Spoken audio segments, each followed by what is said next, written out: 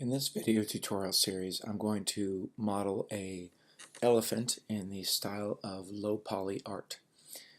So what I'm going to first do in this first part is I'm going to do the setup of my Blender workspace. And I'm going to go find my reference image first. So I just typed in elephant side view. And I want an elephant that's got a good tusk and that is in a good, hopefully non-walking position. So I'm going to go ahead and choose this one right here. Okay, I'll right mouse click, left mouse click, save image as, and I'll go ahead and save it to my desktop.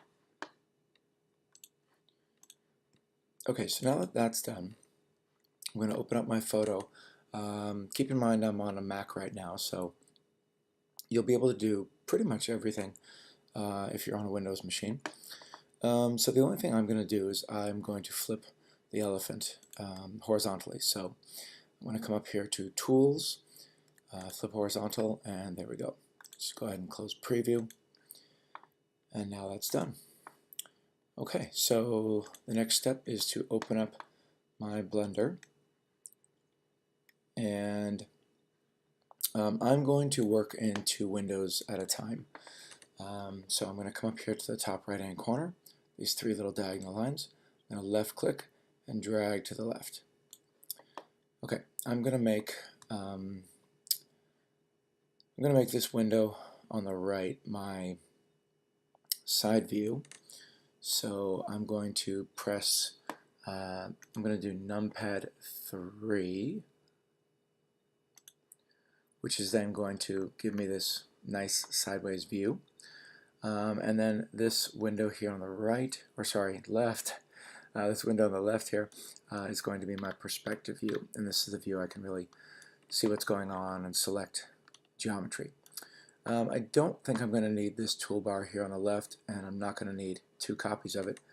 So to hide that, just put your mouse pointer in the window, press T, mouse pointer in the window, press T, and then we're ready to go. Okay, last thing I need is the reference image. So I'm going to make Blender a little smaller. I'm going to take the image and I'm going to drag it here into the background and let go, and the image then pops right in. There is another way to bring in background images, but it's quite a bit more work. So I would recommend dragging and dropping.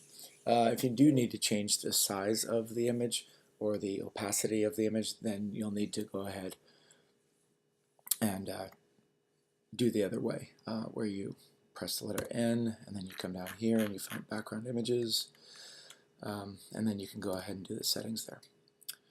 Okay, so see, I am not going to start off with a cube, so I'm going to delete the cube by pressing X. I'm going to press Shift A, and I'm going to actually start off with a mesh plane. I'm going to tab into edit mode, make sure that the whole plane is selected, and I'm going to rotate this on the y-axis so it's flipped up. So I'm going to press R, Y, 90, and then left click. And when I do that, you'll see that now the plane is flipped up, and it's now facing my elephant in the side view. So again, my main modeling window right now is going to be the side view here on the right, and then over here my perspective view is just going to be sort of my set of eyes.